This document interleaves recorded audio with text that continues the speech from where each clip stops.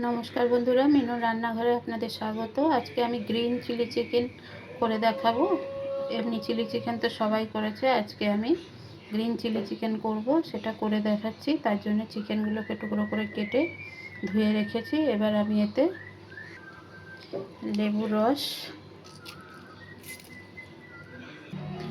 রস নিয়ে নিয়েছি। এবার এতে একটু নুন, গোলমরিচ গুঁড়ো দেবো, একটু লঙ্কা গুঁড়ো দিয়ে নিয়েছি। এবার এতে আমি একটা পেস্ট দেব, সেটা আপনাদের দেখাচ্ছি। ধনে পাতা নিয়ে নেব, একটু বেশি করে ধনে পাতাটা নেব।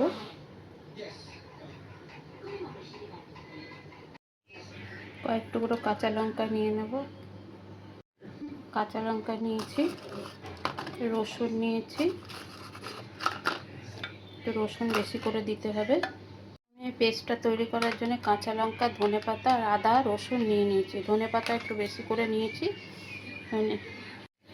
আমি পেস্টটা তৈরি করার জন্য ধনে পাতা, কাঁচা লঙ্কা, রসুন, আদা নিয়ে নিয়েছি। ধনে পাতা একটু বেশি করে নিতে হবে, যাতে এটা গ্রিন চিলি চিকেন যেহেতু বলছি, সেজন্য গ্রিন যাতে হয়, সেজন্য ধনে পাতাটা একটু বেশি করে নিয়ে নেব। এবার এটাকে আমি পেস্ট করে নেব।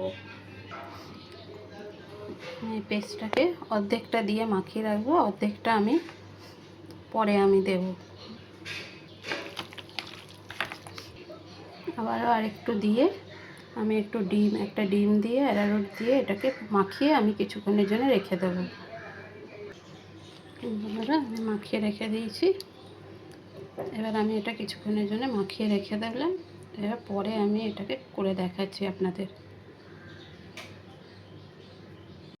বন্ধুরা, কড়াতে তেল গরম করতে দিয়ে নিয়েছি। এবার আমি এক এক করে চিকেনগুলোকে ভেজে তুলে রাখবো।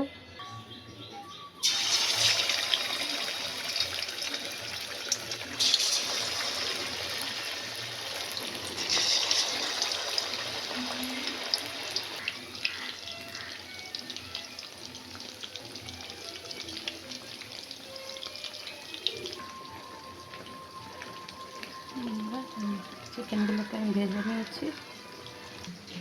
এদিকে আমি chilli sauce, tomato sauce, soya sauce নিয়ে নিয়েছি।